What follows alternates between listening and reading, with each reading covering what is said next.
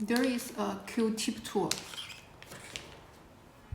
3-in-1 tip tool. So there are 3 functions. Function 1 is prickle. You see there is a pin and it can make your Q easy to hold the chalk powder. Prickle. And next one is a shaper. This shaper, you can use this tool to shape your tip, Q-tip. And the third function is a Q holder. You can Q-tip holder. You can put the Q-tip inside. Easy to take.